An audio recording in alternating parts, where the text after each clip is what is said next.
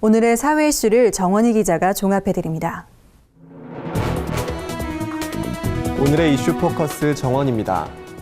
국회 개혁이 본격적으로 시도되면서 국회의원들을 둘러싼 특권 논란이 그칠 수 있을지 관심이 모아집니다.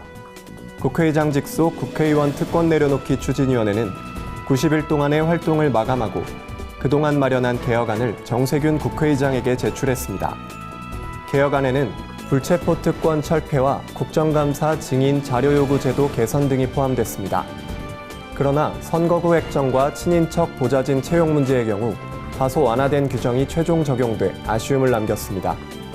추진위는 조만간 개혁안이 담긴 국회 관계법과 국회 규칙 개정안을 국회 운영위원회에 제출해 입법화에 나설 예정입니다. 정부가 울산 북구와 울주군에 이어 태풍 차바로 피해를 본 지자체에 추가 특별재난지역을 선포했습니다.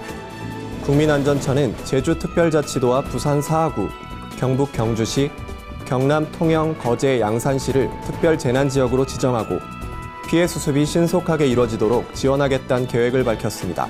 이들 지자체는 피해 복구 비용 가운데 지방비 부담분의 일부를 국고로 추가 지원받게 되며 피해 주민은 가스, 지역 난방, 전기와 같은 공공요금과 통신요금 감면 등의 간접 지원을 받습니다. 정부는 이번 특별재난지역 선포에서 보류된 울산 중구에는 특별재난지역에 준하는 각종 지원을 하기로 했습니다. 정부가 북한 주민을 향한 탈북 권유 메시지를 보낸 가운데 북한 고위층을 비롯한 탈북이 지속적으로 이어지고 있다는 소식입니다. 통일부에 따르면 올해 9월까지 한국에 입국한 탈북민은 1,036명으로 지난해 같은 기간보다 21% 늘었습니다. 엘리트층과 출신 성분이 좋은 해외 파견자 탈북이 급증하는 등 유형 변화를 보이고 있고 최근 대규모 수해로 생활고에 시달리는 주민들의 추가 탈북 가능성도 제기됐습니다. 대북 소식통은 북한 내부 요인과 함께 밖에서 영향을 미치는 부분이 서로 섞인 것 같다면서 여러 상황을 종합해 볼 때 탈북은 더욱 증가할 것이라고 전망했습니다. 국민들의 노후 대비가 미흡하다는 주장이 제기됐습니다.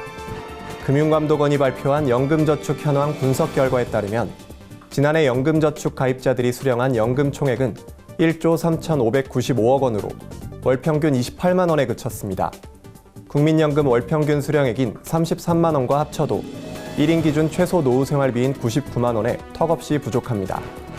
개인에 따라 퇴직연금에 가입돼 있을 경우 상황이 다를 수 있지만 이 두 가지만으론 안정적인 노후 생활을 기대하기 어려운 것이 사실입니다. 금감원은 국민들의 은퇴 준비에 대한 관심을 높이는 한편 관계부처와 세제 혜택 확대 방안을 협의한다는 계획입니다. 2018년부터 시행될 연명의료결정법을 두고 판단 기준을 수립하기 위한 의견 수렴이 진행됩니다. 대한의학회는 연명의료결정법이 올바르게 시행되도록 기본적으로 갖춰야 할 임종과정 기준에 대한 초안을 완성했습니다. 연명의료는 임종과정에 있는 환자에게 시행하는 심폐소생술과 인공호흡기 착용 등 별다른 치료 효과가 없는 단순한 생명 연장 행위로서 법 도입을 앞두고 적용을 위한 명확한 기준이 부족한 상황입니다. 대한의학회는 의견 수렴을 통해 의료진 간 일치를 도모하고 환자와 보호자에게 합리적인 설명과 설득을 가능케 하는 객관적인 기준을 마련한다는 계획입니다. 구티비 뉴스 정원입니다.